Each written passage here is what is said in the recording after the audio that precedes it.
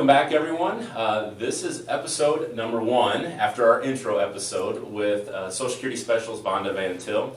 And we're going to go through questions and have you answer them and kind of, as you mentioned in the intro, boil down some complicated things and to some levels where all of us can really understand with your experience. So one of the questions that we get a lot, to start with big picture, is how do I get the most out of Social Security or the biggest benefit possible? How would you explain that to people? Right.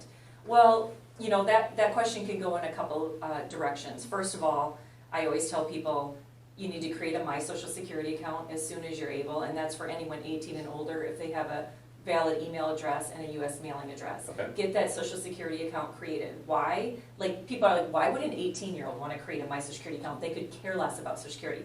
I know, I get that.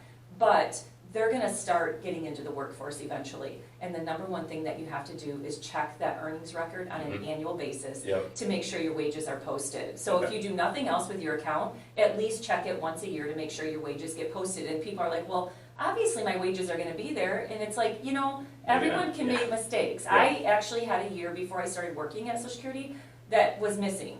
And, you know, my employer took Social Security taxes out of my check, but I found out later my employer didn't pay the IRS.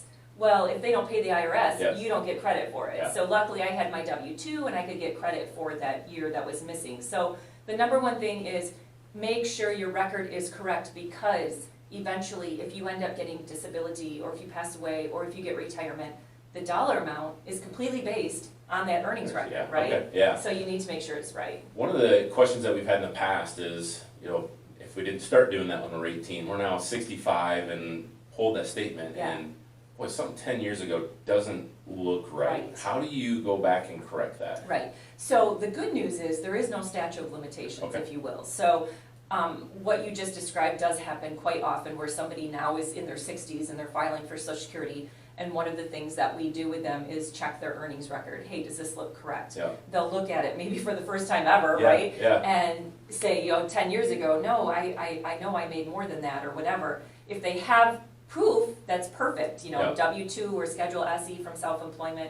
If they don't have that, then we have to dig a little bit further. Do you have the name of the employer? Are they still in business? Can we reach out to them and see if they have proof? Contact the IRS, you know, good luck, but, you know, go to the IRS, see what they have. And we'll even, if the person worked before that year and after that year, we might be able to give them credit even based on that alone. So we're going to help the individual get credit for their work. Okay, so review statement, review it every year if you're leading up to it, if you are getting close to retirement, looking back and making sure that that earning record makes sense, and then if it doesn't, we can still fix it. That's right. All right, great. So that is one way to make sure that you can maximize the amount of benefit that you're getting from Social Security. Tune in next week when we talk about what are some of the most common mistakes that we see when someone is claiming Social Security.